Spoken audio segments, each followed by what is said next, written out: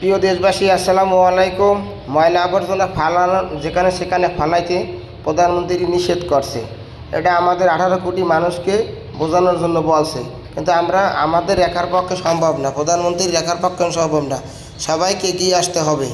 এবং এই ময়লা আবর্জনা দেখেন, প্রধানমন্ত্রী নিজেই তার টিস্যু ব্যাগ পকেটে আমার পকেটে যদি হাত দেন, এই দেখেন টিস্যু বের হবে আমার পকেট থেকে। আসুন আজকে থেকে আমরা চেষ্টা করি, আমরা যত্র তত্র ময়লা ফেলবো না।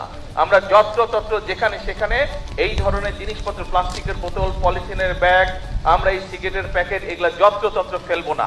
যদি শেষ হয়ে যায়, যদি ফেলে দেওয়ার প্রয়োজন হয়, আমরা ধরে রাখবো। যখন একটি নির্দিষ্ট ময়লা ফেলার জায়গা পাবো, আমরা সেইখানেই সেটি ফেলে দিব। আমরা কি এই প্রতিজ্ঞাটা করতে পারি, এই চেষ্টাটা করতে পারি কি ভাই? এই চেষ্টাটা আমরা করতে পারি? খুব কাজা। আমার পকেটে যদি হাত দেন, এই দেখেন টিস্যু বের হবে আমার পকেট থেকে। এই টিস্যু একটু আগে আমি যে মাটি নিয়ে হাত ধুয়ে, এখন এখানে তো টিস্যুটা ফেললে, তাহলে তো আমি আপনাদের যা বলছি আমি নিজেই সেটা মানলাম না। সেই জন্য ছোটবেলা থেকে আমি অভ্যাস করে নিচ্ছি, যখন আমি টিস্যু ব্যবহার করি করে আমি আমার পকেটের মধ্যে রেখে দিই টিস্যুটা।